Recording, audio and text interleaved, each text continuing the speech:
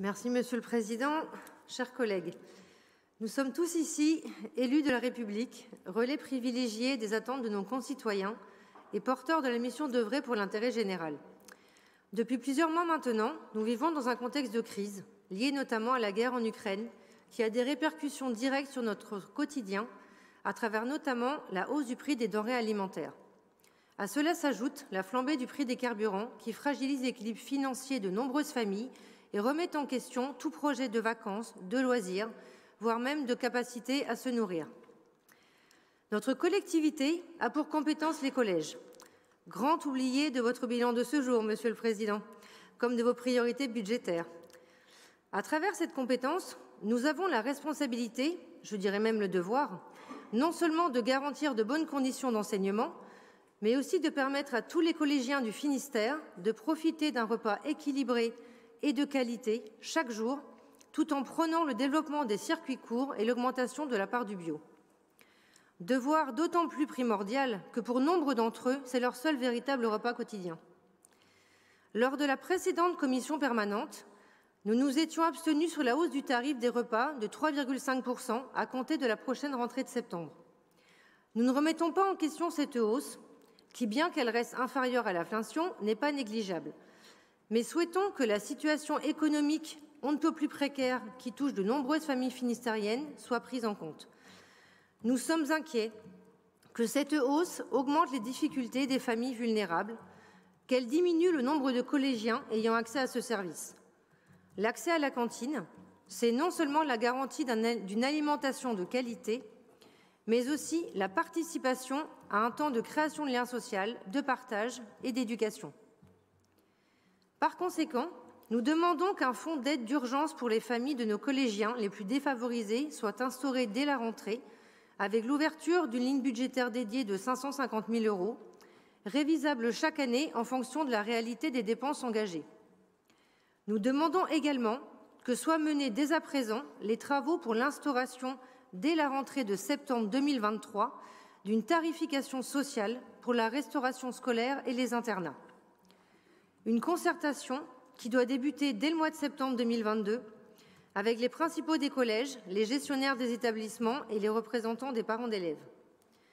Vous le savez, que ce soit dans les écoles maternelles, élémentaires ou maintenant les lycées, la tarification de la restauration scolaire est basée sur le quotient familial calculé par la CAF, afin que chacun paye de manière équitable, tout en garantissant à chaque enfant, chaque jeune, l'accès à ce service. D'autres départements comme la Haute-Garonne, les Hauts-de-Seine ou la Loire-Atlantique ont mis en place cette tarification.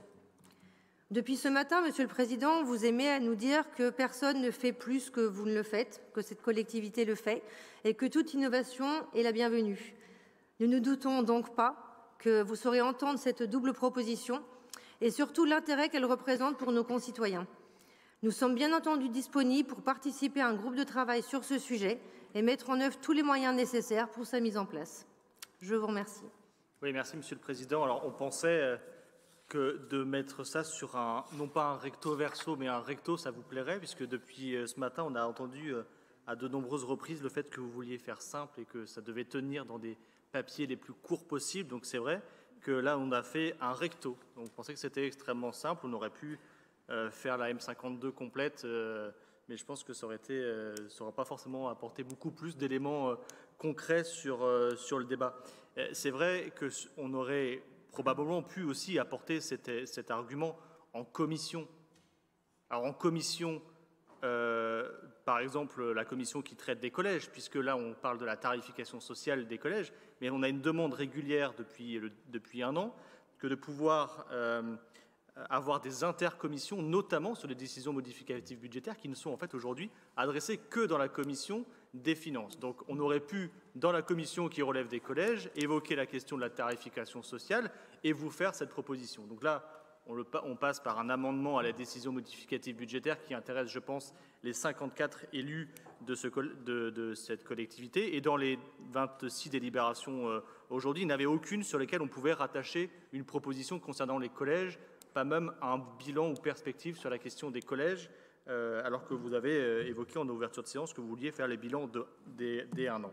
Bref, le sujet, il est quand même relativement simple. Il est de savoir si on met en place ou pas une tarification sociale dans les collèges du département du Finistère, comme l'a proposé ma collègue Céline Gaz-Letendre. Et puisque je vous rejoins, c'est un sujet qui nécessite un travail conséquent, et d'où les 50 000 € nécessaires à la création d'un poste d'un chargé de mission transverse dans la collectivité pour travailler avec les différentes directions qui travaillent sur ces questions-là, à la fois sociales, mais aussi collège et finances.